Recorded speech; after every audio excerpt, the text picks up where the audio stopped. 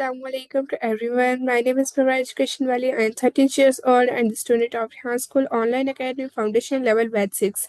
And my today task is talk to Maya on the topic air breathing life into language. So let's start. Hey, what's been on your mind lately? Hello Maya, how are you? I'm good. Thanks for asking. Just existing. What's up with you? Still tackling those hello mysteries? I have a question to you. How does air serve as a metaphoric for the life and flow of language? Ooh, that's a good one. So, air is kind of essential, right? Like, you can't really do much without it. Language feels the same. It's the breath of connection. It's invisible, but you absolutely feel it when it's missing. What specifically made you think of that connection? Just curious. Um, in what ways is breathe the bridge between body, mind, and speech? Gotcha. So air is in inhalation and exhalation, the physical act of breathing, fueling thought and speech. That's a really interesting way to frame it. It's like the body provides the power, the mind crafts the message, and language is the exhale, the way it gets out into the world. Does that resonate with what you were reading? Or am I totally off base? How does act of speaking and transform air into meaning? Okay, now we're getting into some seriously cool territory. It's wild when you think about it. Just vibrating air, shaped by our vocal cords, somehow becomes everything. I think it's about intention, right? Like the air itself is neutral, but we infuse it with meaning. It's not just the sounds, but the context, the tone, the shared understanding. It's kind of magical, honestly. What do you think is the biggest part of that transformation? Why air is important in humans' life?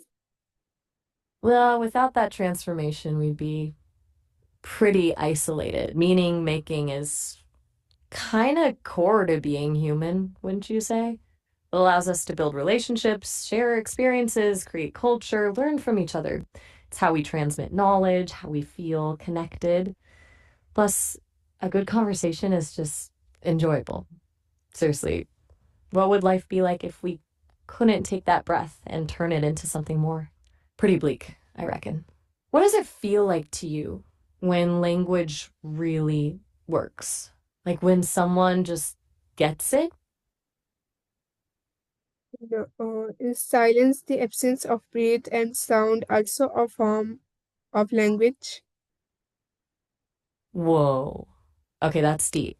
Yeah, I hadn't thought of silence as a language in itself, but it totally is. Like sometimes what isn't said speaks volumes. It's a space where things can be processed, where empathy can grow. And you're right, avoiding harmful words, choosing silence over something damaging, that's definitely a powerful way to communicate.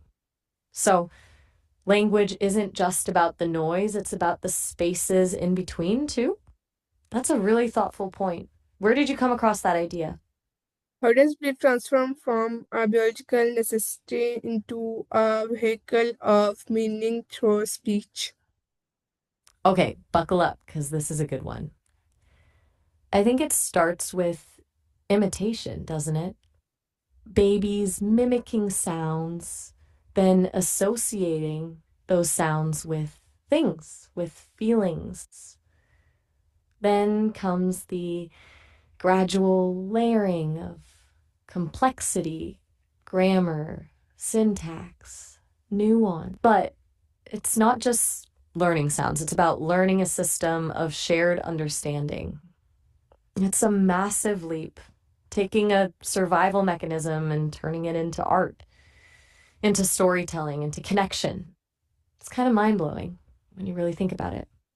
Do you think there's something inherently human that drives that leap, or is it purely learned behavior? How does mindful speech transform the simple act of breathing into a conscious art of connection?